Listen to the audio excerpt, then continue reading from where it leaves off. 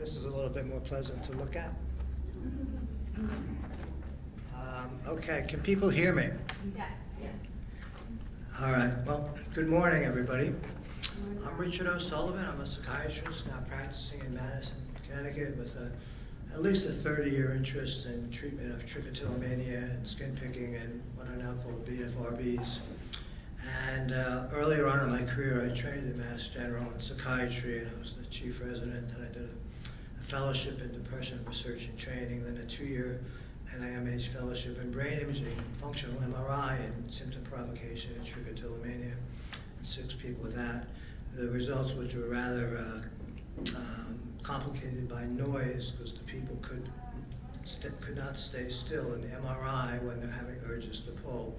But it was a similar model to symptom provocation in OCD, and did the very first studies on brain imaging in this problem with that, and then subsequently more research in structural MRI and clinical pharmacology and phenomenology and self-esteem and comorbidity and drug treatment. So it did a range of things while I was at Mass General. And I'd like to dedicate this talk today, in a sense, to Dr. Michael Janicki, who passed away a year ago, this October 17th, who was my mentor and boss and then good friend and fishing buddy for 30-odd years, who at Mass General, when I was there, I had seen a patient with trichotillomania, and I called Mike to ask him about what do you do. And right then, the New England Journal of Medicine paper on comparison of clomipramine, and anafranil, and dizipramine, a tricyclic antidepressant without serotonin activity, in treatment of women with trichotillomania. And it improved the symptoms. And this was in the New England Journal of Medicine in the early 90s. And it got everybody thinking along the lines of medications with serotonin activity like OCD for treatment of trich. And Mike encouraged me to start to see patients, and then I was collaborating with Nancy Q, then an excellent behavior therapist at Mass General, and we co-founded the MGH Trichotillomania Clinic and the Scientific Advisory Board for TLC, and got very involved with the organization from the early 90s to the late 2010, when I went on to work in industry doing drug development in the pharmaceutical industry for about 10 years in various conditions and running large studies. And over the years, I have a broad practice in clinical psychiatry. I don't write as much as I did research, but I'm working on some ideas now. And I thought, based on my experience with trichotillomania research and clinically, I could present some perspectives on how you manage trichotillomania using medicines as a component of a treatment plan.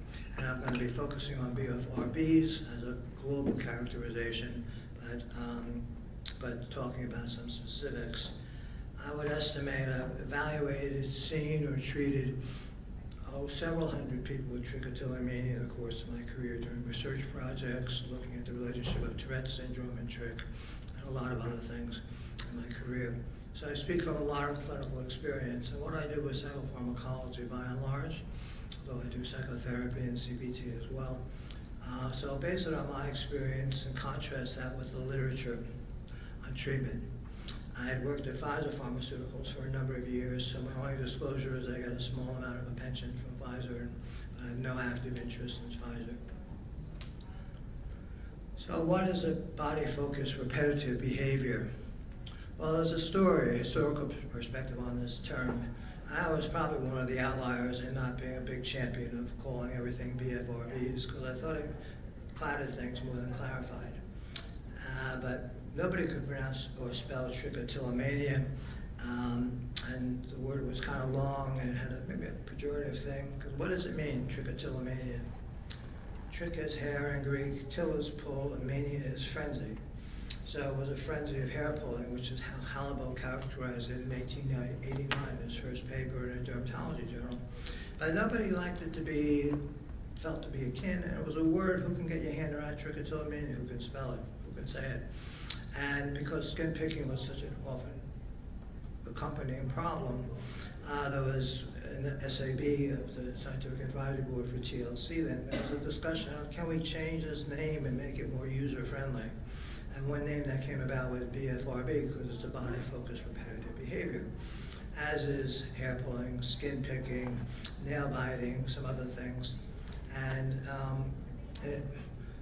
it got broadened and generalized to things, I think in a way that clouds things more than clarifies, because we're calling this cluster of behaviors something.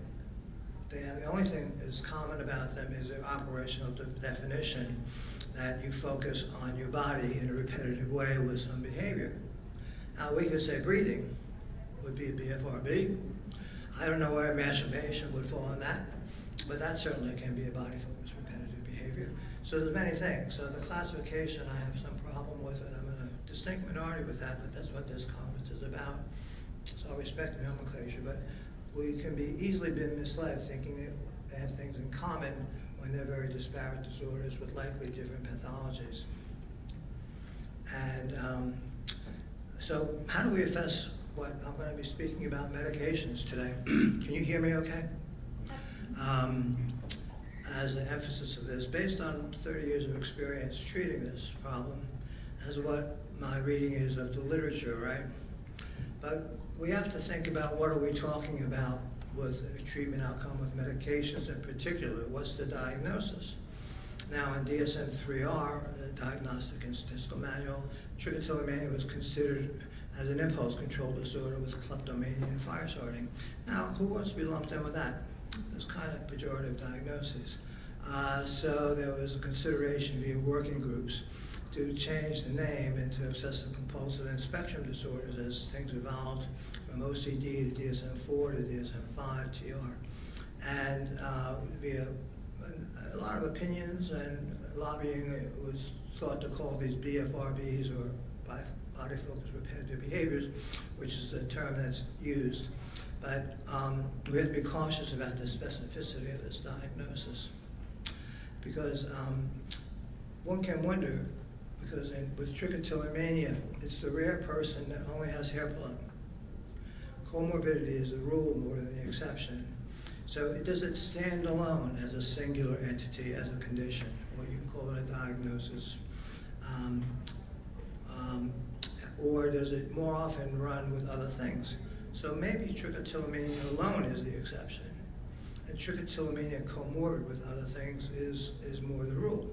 So how do you tease out comorbidity with depression and anxiety disorder, OCD, tic problems, body dysmorphic disorder? How do you tease out the importance of these comorbidities in thinking about hair pulling? Well, often it's not teased out, because if you look at the research studies, the double-blind control trials, they have different diagnoses of criteria for trichotillomania. And I posit that one aspect for the disparity in the treatment outcome diagnosis is that one treatment doesn't work for anybody, but it's a very heterogeneous population. And we haven't figured out yet what is the core aspect of trichotillomania, of hair pulling, if in fact it's a standalone condition, which I pose the possibility that it's not.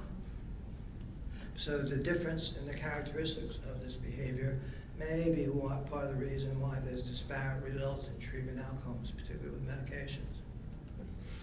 And once you figured out what you're trying to treat and what you're calling it, which varies depending on the time when the studies were done and how you're lumping it, what conditions are exclusionary or inclusionary in a study, what will you need to have to be considered having that condition, and what can you have for the purposes of the research protocol.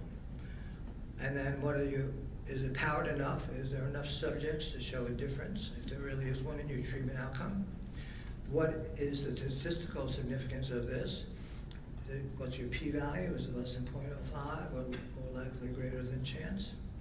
And what's the clinical significance? When statistical significance may be important, but it may not have much merit clinically.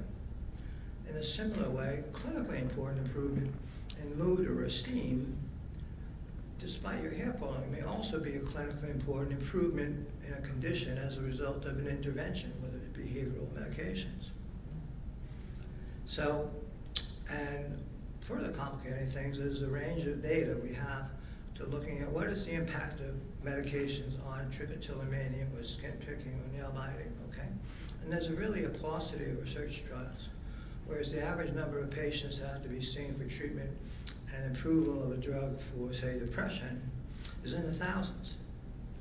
For controlled trials, okay? We don't even have 1,000 patients in controlled studies for all these BFRBs considered together. It's more in the order of 300 to 400 patients. So it's a very small sample size from which we're extrapolating. And most of the studies are underpowered to show a treatment effect. But how do we get these notions as to what's to be helpful? Well, the first step is a clinical observation. Somebody thinks, you know, this drug does this. We think that system X is involved in the expression of this condition or the phenotype. And so maybe worth trying fluoxetine in trichotillomania, for example, Prozac, because it works in OCD, and trick is kind of like OCD, so maybe it would work. Okay. In the early 90s, Suedo decided to do a study with clomipramine or anafranil, which is an older antidepressant, a tricyclic antidepressant, that uniquely has action on the serotonin receptor, whereas dizipramine, a similar tricyclic antidepressant, doesn't. Dizipramine is very good for ADHD and depression, but it doesn't do squat for OCD. So comparing these two drugs in a crossover study, they found at the NIMH, that clomipramine, anafranil, like it worked in OCD, worked in trichotillomania for reducing symptoms of hair pulling. However, how was it measured? Well, they had a clinical global improvement, their own measures of trichotillomania severity, but none of these were validated. They just made up some measures and said, we're going to see if you're better in this domain or that, and showed some significant improvements with the anafranil compared to dizipramine, which led the way for thinking of this, well, and you treat trick with clomipramine. But he said, clinical practice, it can be very helpful, but it has side effects and it doesn't work for everybody. And cases, you know, vary in their outcome. So from an individual case report, and incidentally, the very first, does anybody know what the very first drug treatment report was on trichotillomania? Nobody cites it because it's from 1958. But two psychiatrists who treated two women with probably schizophrenia or schizoaffective disorder who had psychosis, but also had hair pulling. And what happened with treatment with Thorazine, one of the earliest antipsychotic medications available in the late 50s? Both of these people surreptitiously stopped pulling hair. And this was reported in the case report that, oh, by the way, their hair pulling stopped dramatically with the improvement of their psychosis with Thorazine. What does Thorazine do? It acts on dopamine D2 receptors, like the effect of medications now. So maybe it led to conclude that these dopamine blocking medicines are efficacious, and they're helpful with tics and Tourette syndrome, with psychosis, with compulsive behaviors, and augmentation antidepressants for depression. So the very first report was on Thorazine for treatment of hair pulling, which got me thinking that these dopamine-acting agents may be useful in hair pulling, despite some of the risks and side effects, not limited to weight gain and dry mouth and things like that, but tardive dyskinesia, which can be a permanent neurologic problem from antipsychotic medicines, D2 blockers. So there began to be a series of other cases from this initial observation of other reports with other medicines. And so from these case reports, I mean, how did Viagra get developed? Anybody know? It's an ED drug. Anybody know the story of Viagra? No? Well, I knew it because I worked at Pfizer right after the time it came out and knew the skinny on it. But it was originally developed for heart failure, which didn't because of the way it works, right? And yeah, but guess what people found? The men were happy about taking it. Their heart failure wasn't better, but they were getting erections. When heretofore they had not had some. So just an observation by one of the study doctors says, all right, hell with heart failure, let's get a drug that'll improve sexual functioning in men. And so that Viagra became $1 billion drug, fixed a lot of relationships, and made people a lot happier. And several came out with that, okay? So it was a serendipitous observation secondarily that led to a whole classification of these types of medicines. So from those observations comes further development in studies. And subsequent to some of these initial reports, Patient X with this got better with that. Or open trials, meaning somebody who is given Prozac for trichotillomania, for example, the doctor knows what they're taking, the patient knows what they're taking, it's not blinded, and you look at a series of people with similar conditions, given the same drug, do they show any improvement? And usually a series of cases, or a case series, may be evidence for pursuing a double-blind or a controlled trial. So you go to a landmark, set of data or double-blind placebo-controlled trials, which to get FDA approval for a medicine, you need 2 well-designed, adequately powered placebo-controlled trials showing superiority to placebo to show its efficacy. Now you can get 6 drugs that didn't work for something, you get 2 that do, and that's enough for the FDA to say it's approved. So whether a drug is approved or not for the FDA purposes, for an indication, sertraline, Zoloft for depression, for example, it doesn't mean it doesn't work for other conditions. So you often see this caveat, although there are no FDA-approved medicines for trichotillomania. Well, that's true, and it's sort of a caveat people say so they don't want to get in trouble when they're talking about a medication off-label. But all the uses of meds are off-label, meaning it's not approved. But it doesn't mean they're not effective. People conflate the 2 things. But so many publications I see about treatment say, first thing, there are no FDA-approved medicines for trichotillomania. Well, what does that lead to thinking in the eye of the person reading that? There are no effective medicines for trichotillomania is the implicit behind-the-scenes meaning of that. So it's already a bias in the literature about what's a treatment approach for things, particularly behavioral treatment. And it's just a little bit of something that's irksome for me because people misunderstand what that means, and they impart and they conflate it. So you have your double-blind, placebo-controlled trials, which are the gold standard for efficacy. But you have to have measures of outcome that are validated, that represent a true change. You have to have adequate power, number of samples, number of subjects in a study, and it has to be well designed.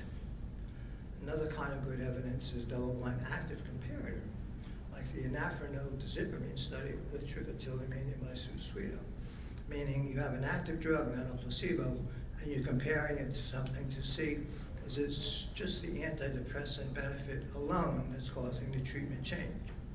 And in this study, depression improved in both groups, but hair pulling did not improve in the dizipamine group, suggesting that treatment of depression is not the accountable factor for treatment of the improvement in the hair pulling.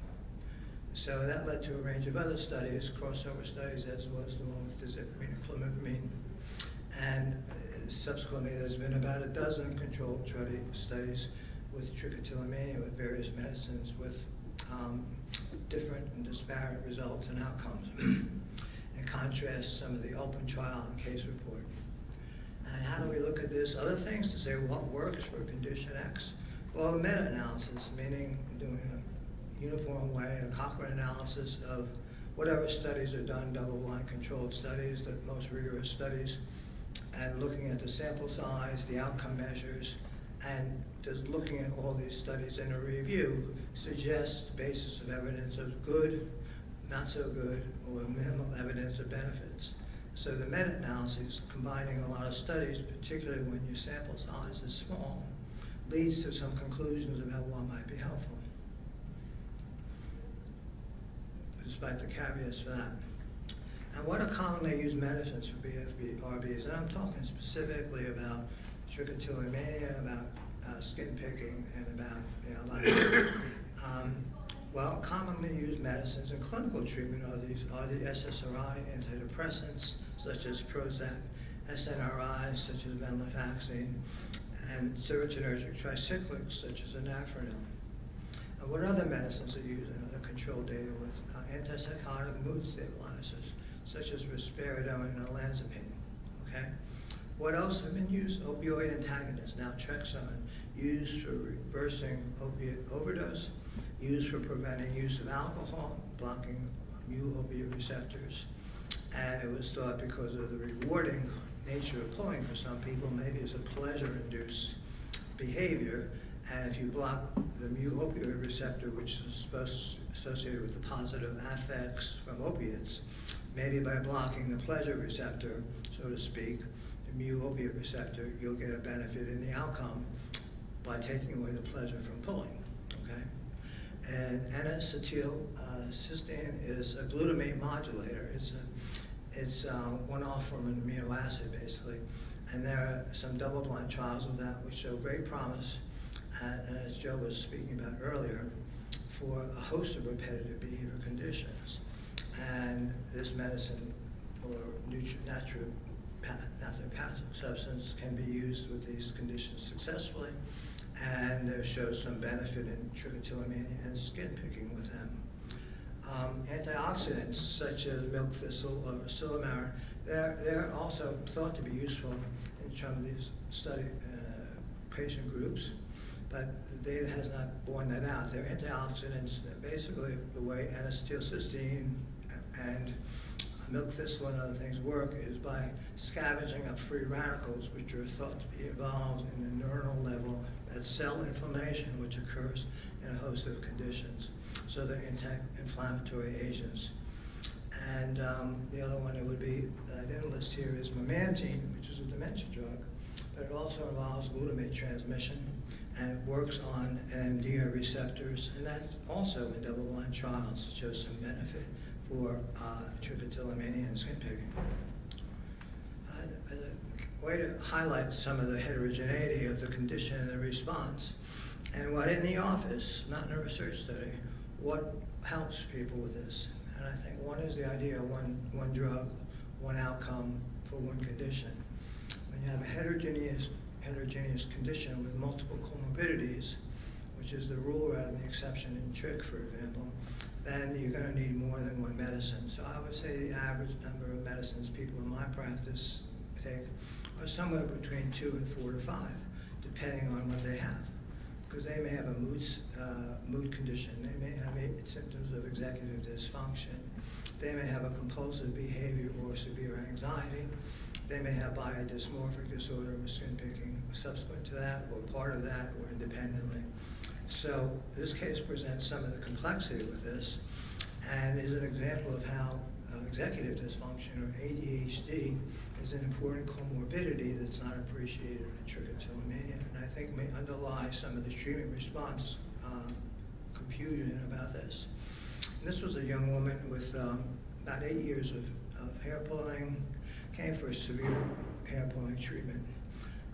She had ADHD, anxiety, PTSD from some trauma, and mood dysregulation. And have that diagnosis in your patients called a handful.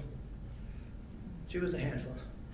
Challenging person with impulsivity, moody dysregulation, fighting with everybody, smoking a lot of pot, doing things impulsively, and just having a whole range of symptoms and struggles and stresses. And eventually, I treated with a number of things: Wellbutrin for her mood and her ADHD, bupropion, aripiprazole Abilify, which stopped her hair pulling like a switch. That's a mixed dopamine antagonist and a newer atypical antipsychotic. But that, in combination with the antidepressant and treatment of her ADHD, caused a complete remission in her hair pulling symptoms for 8 months, which is not serendipitous. I don't think it's an accident. It's a mechanism that helped. It also improved her mood and her anxiety considerably.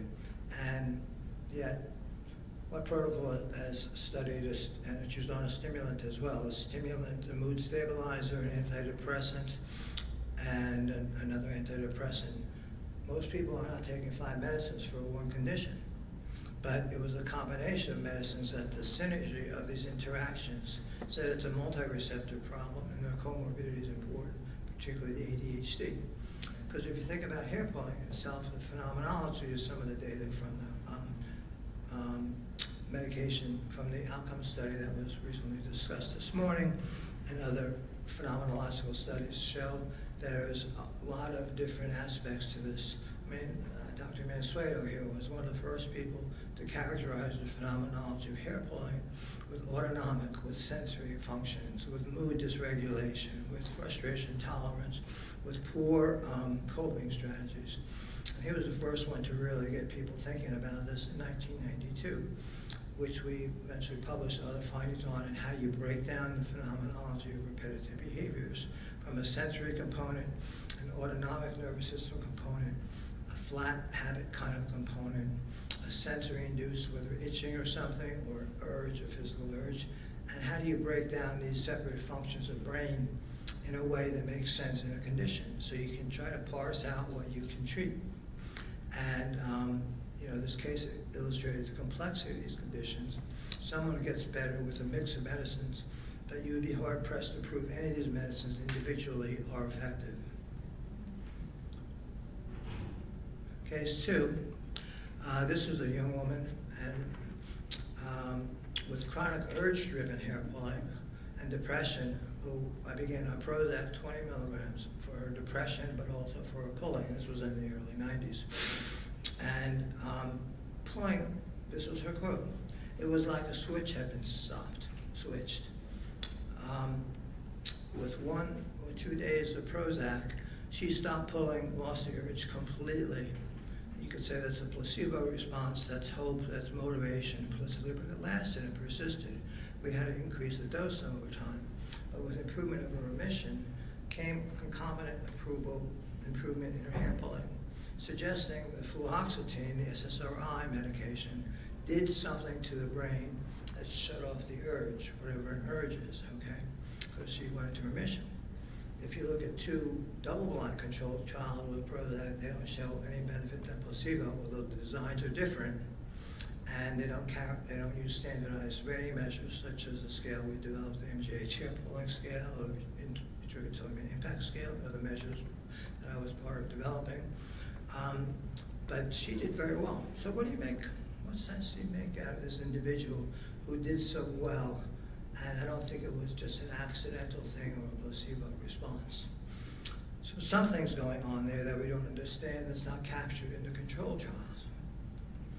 This third case is also a handful case, a young woman who's done exceedingly well with mood dysregulation disorder. She was previously diagnosed as having borderline personality, and but she had body dysmorphic disorder, skin picking, alcohol and other substance use and abuse, obsessive compulsive disorder, who over time treated with mood stabilizer, Abilify, Adderall for her ADHD, Ritalin for the afternoon, Ovelity, which is a mix of Wellbutrin and dextromethorphan for depression, naltrexone to help decrease her over drinking, and she has overall had a remission of her skin picking and her other impulsive, compulsive kinds of behavior with this. Now, where are you going to get a study to capture these characteristics? But I've done this for 30 years now. I've seen a lot of patients, some doing well, some not doing well. But it perplexes me as to how do I synthesize this in a uniform recommendation for treating a trick. Not easy to do. And for example, one striking thing to me is the relationship of trick and hair pulling. In the early 90s, I supervised a Harvard undergraduate on her psychology thesis, Jennifer Soriano. We wrote a paper on self-esteem in women with trichotillomania, and in the course of that dissertation, we found about 35% of the women in the study had ADHD, which was never reported before. Her thesis was published, but we didn't discover this discrete thing. But if you think about some of the symptomatology of trick, the way it is done in distraction, or a means to maintain focus, and for other cognitive gains, you can almost see an overlap between the impulsivity of hair pulling, so to speak, usually called an impulse control disorder, with the impulsivity of ADHD and brain inhibitory circuits, as we heard some of the data from the TLC SFB ward project on individualized medicine. So impulsivity characterized in there is subcentrial ADHD in my mind, and we may characterize these problems as being by different cohorts, not based on presence of hair pulling, but what runs with the hair pulling.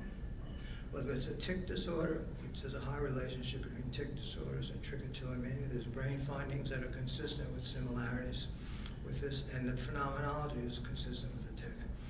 versus an ADHD-related form or versus a mood dysregulation form. So maybe there are other ways we need to think about this, not by a diagnosis of hair pulling, but a diagnosis of hair pulling with something else that runs with it more commonly than rarely. And will that be why we get variable treatment response? Because what we're calling a diagnosis is only a part of the diagnosis. This is anathema, I think, to some communities, but it's how I see it. And one thing about the treatment response for medications with TRIC and BFRBs is the inconsistency in the treatment outcome. And in small size controlled trials, you may lose the variability in the small sample size. So those few people that did very well is lost in the numbers of those that didn't do as well. Why? Because the diagnosis is not specific, rather than the med's not working. And I wonder if clinical variability in hair pulling phenotype makes valid and reliable diagnoses challenging. I know it does. Data from controlled and non-controlled observations suggest some benefits in some patients with medications.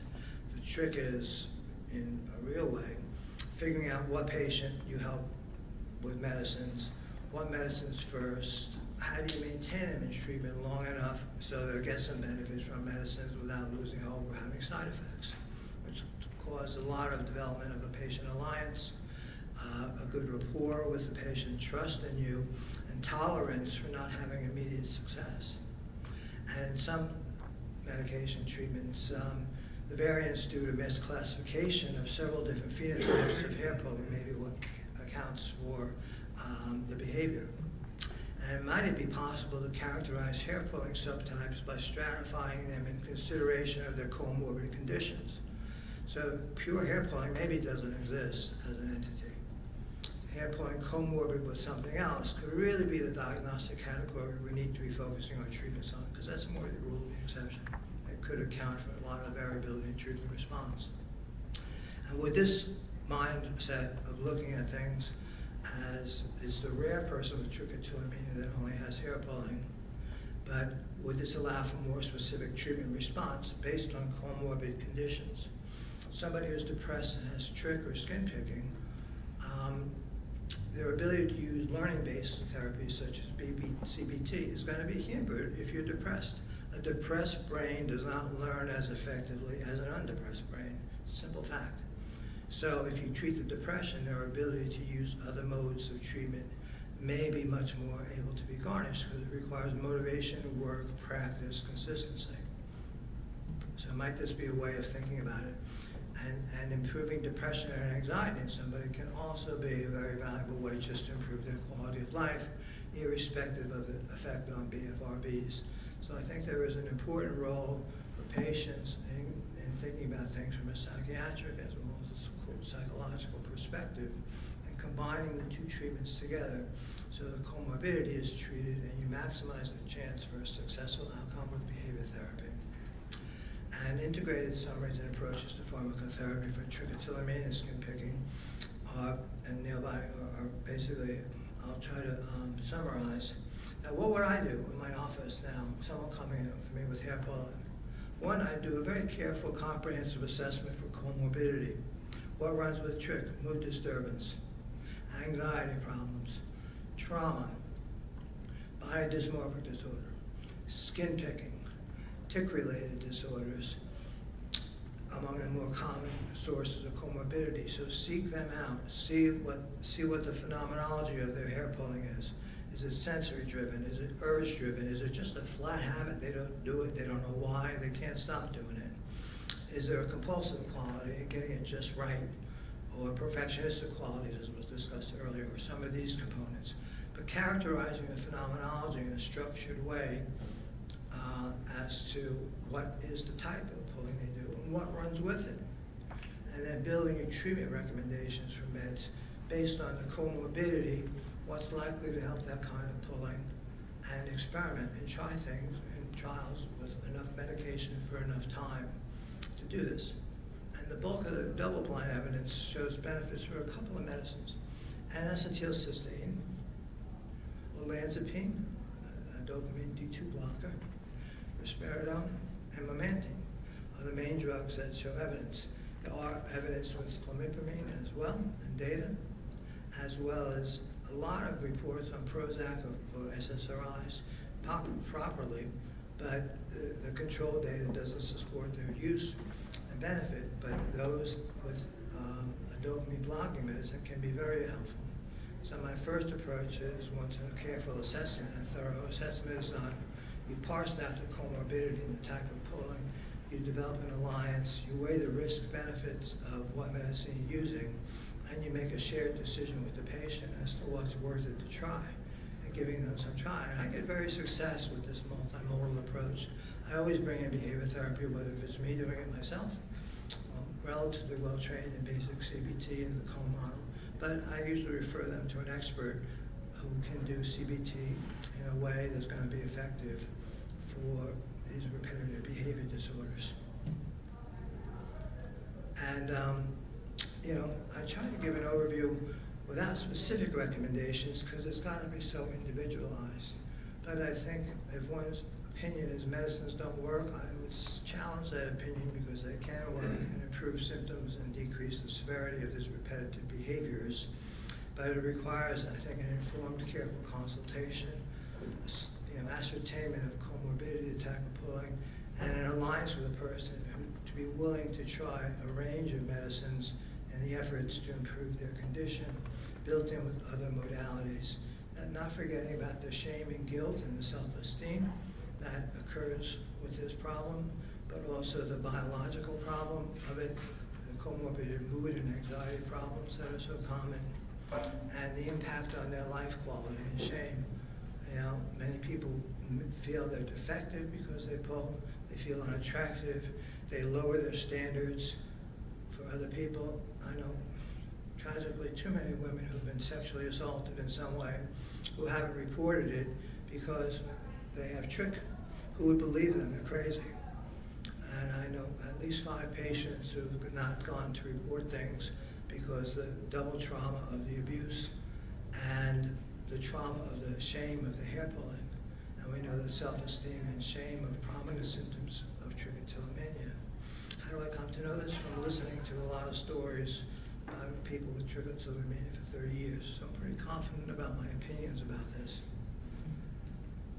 And when it's all said and done, finding something to distract you from the pain of your condition or the difficulty of helping people with it by sitting on a boat and fishing, where I get some of my best ideas.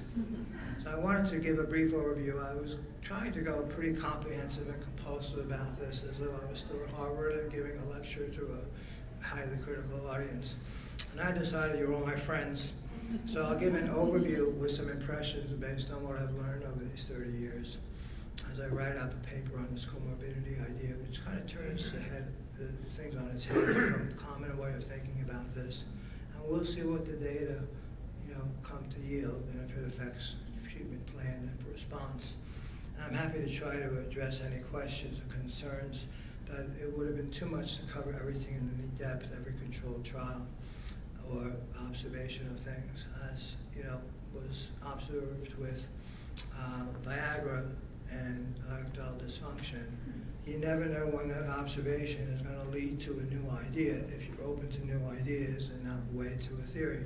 For a long time with hair pulling, a psychoanalytic view was problems with the mother and how dermatologists looked at it. Skin picking was called neurotic excoriations, neurosis being a term for basically a non-psychotic mental disturbance. Excoriations is scratching. We know it's far more complex than that, but with these various repetitive behavior conditions and other ones, aspects of BDD, body dysmorphic disorder, olfactory reference syndrome, various other unusual syndromes may have, be in part of that web of these obsessive compulsive, impulsive behaviors. And so I decided to make it a briefer talk today and not focus on things. There's minimal treatment on N-acetylcysteine, I think, has the best data for treatment of nail biting.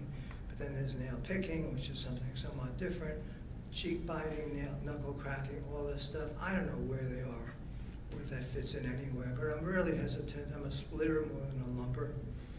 to use the same term for describing them, because then there's a, endless name of conditions we can call a BFRB, which will tell us nothing about what's causing them, what to do about it. It allows people knowing they have something, and you can communicate, you got this, and have an idea.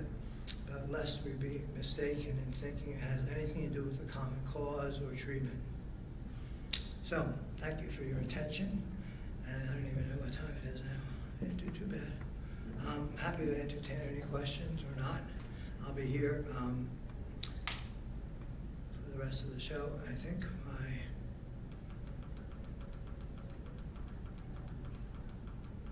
you can reach me by email, call me if I can be of any help. I think my email is not on there, it should be. It was at the But end. you can just Google me. Is it at the end? It's at the end. I thought it was. You don't get it. I had a major glitch in my slides, causing me to get a little bit on the border of frantic this morning. Oh, here we are. So that's how you can reach me. Thank you for your attention. Dr. Mansueto. You're always one step ahead of me, you always have been, so. I don't know about that. You know what? It's because you've decided to take the elegant approach and follow me, making me think I was one step ahead of you. But most of the ideas were yours. We could argue that, but No canoes here today. here's my question. Typically, I say the more orthodox view is that the person has trichotillomania, and there are possibilities, because we're human, we can have more than one thing. And so some have ADHD, some have other substance issues, and so on and so forth.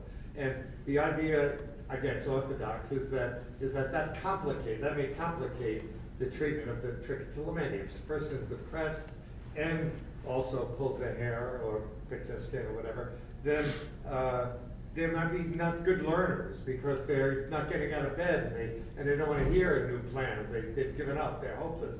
So we know it complicates it. But are you saying that when you have different combinations of trichotillomania with elements of comorbidity, that you have a different animal? Yes, that's exactly what I'm saying. Yes. So can you just elucidate?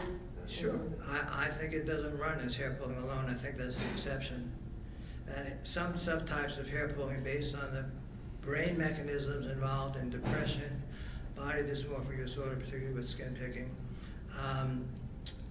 disorders of Tourette's, where there's a strong relationship for that, including brain imaging findings and phenomenological characteristics, some aspects of OCD with the perfectionist quality.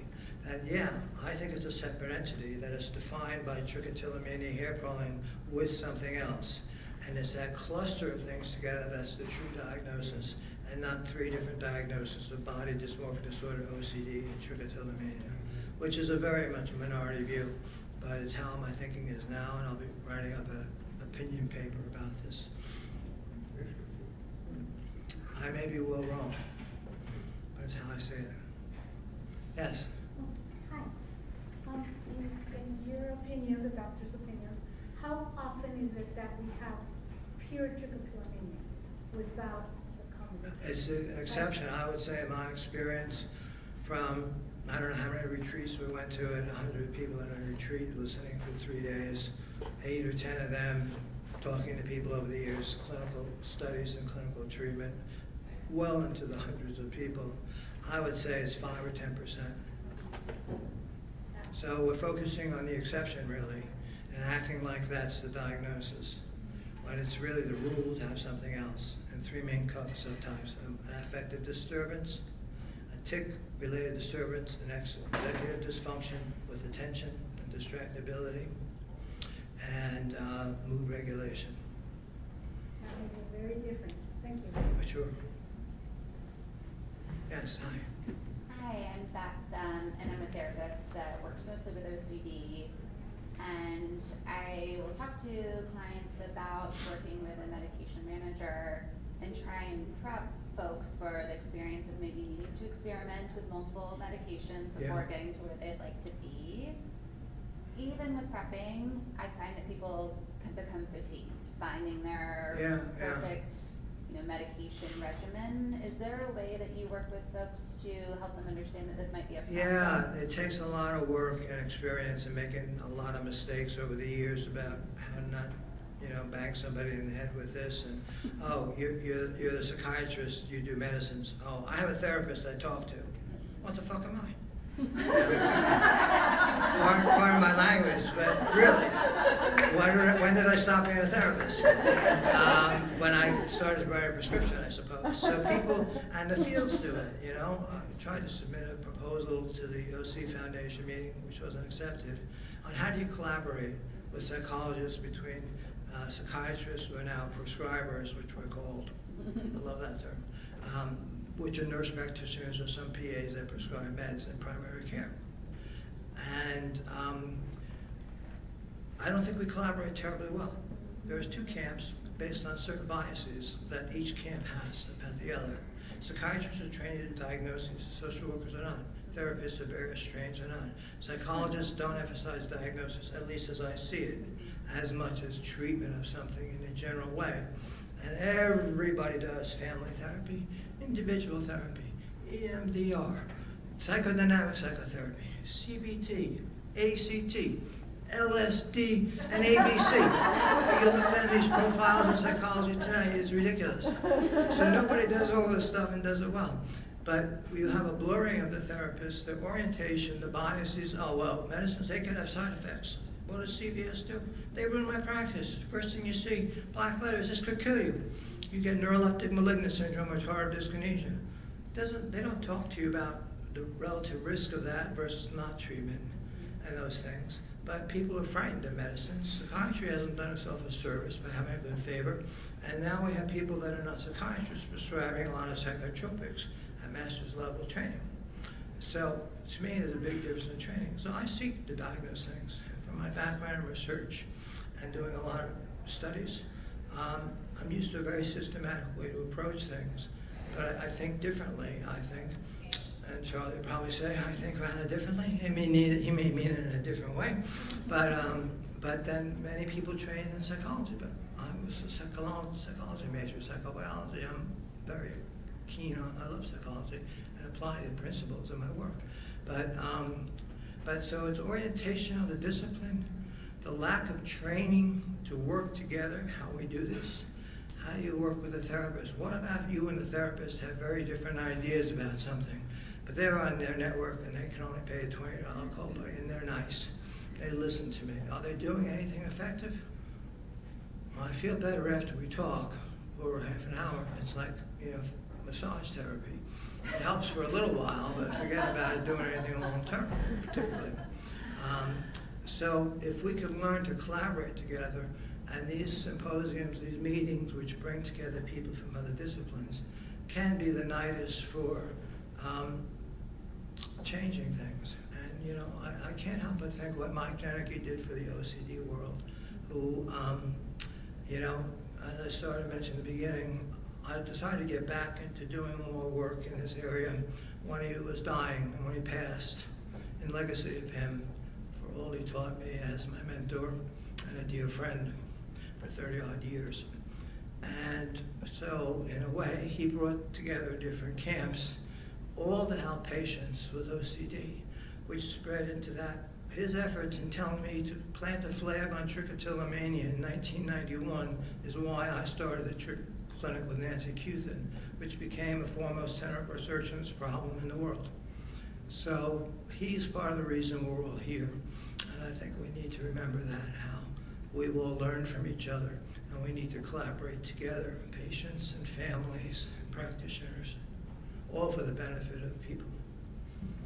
Yes? Yeah, hi, thank you so much for your talk. I just wanted to share a point of experience that I think we've had that I think is a real challenge as a parent, Sure. as a caregiver, but if you're a person suffering from TRIC, or if you're a therapist, or if you're a physician, treating, and here's what we've experienced. So if you read about health policy, but 80% of physicians are now employed by health systems, and things like value-based care and evidence-based medicine are big buzzwords.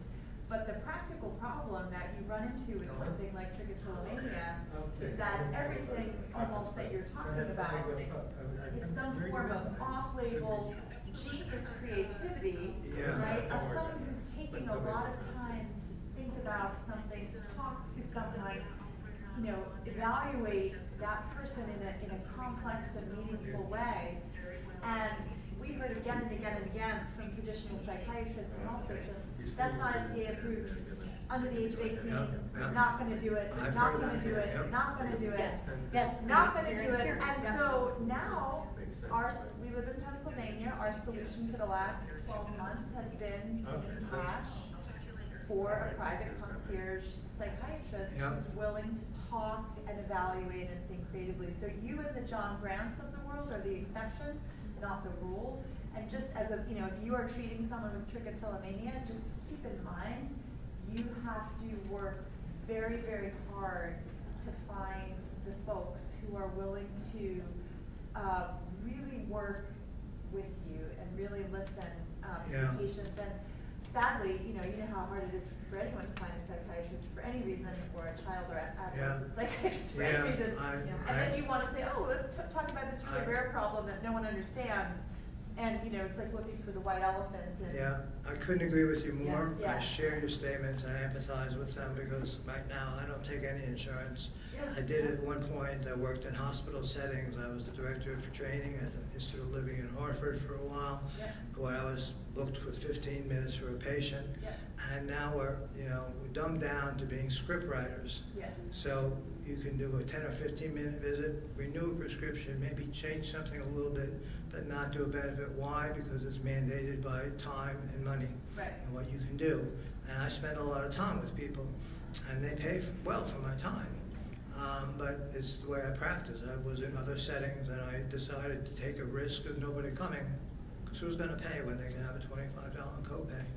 Or see another, quote, therapist without 30 years of experience and my training. Right. And so how do you blend that for the care for the population? And I think the political climate doesn't help, because mental health is underserved.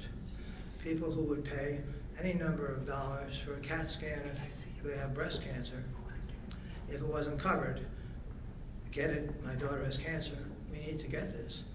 They devalue mental health in a different way. And a lot of times I see people, very complicated people, spend a lot of time maybe figuring out something differently. They get better in a month or two, and they shift to somebody who's in network, who can just maintain what I've spent 30 years figuring out what to do, which is, it's a little frustrating at times, but, you do what you can do to help. But I understand exactly what you're saying. Hi. Hi, I have a quick question. I have seen some anecdotal information, and I'm curious if you're aware of any research about the GLP-1 drugs. Yeah. And, obviously they're working very well for, other sort of impulse control type things. Are you aware of any research? that's No, happening? not yet, but if I were in an academic setting now and I had access to a population and easy to do for an IRB, I'll be looking at that, because I think there are brain effects of effects on competitive drive, eating and appetite. Yeah. But other things, we're seeing benefits for diabetes, for cardiovascular risk, for strokes. And there's no question there's gonna be some pros for certain behaviors and probably some cons for others. And just the other thing that I'm starting to work in is metabolic psychiatry, in which a ketogenic diet is gaining more and more evidence to be beneficial for depression and other problems, where you change the shift of your metabolism, kind of like what was spoken about earlier with the free radicals and the NAC. But a ketogenic diet, I'm going to try to do a small series with trichotillomania with this, in which you change your eating habit to be a different proportion of fats, carbohydrates, and protein. So you go ketogenic, and your brain uses ketones as a source of fuel versus glucose, and it affects your mood. And so I would look out on this on the horizon as a clinician. For somebody, Lori Calabrese in South Windsor has a metabolic and a ketamine clinic, and I think there's going to be a whole new wave of opportunity for various BFRBs with considering seeing if a ketogenic diet helps.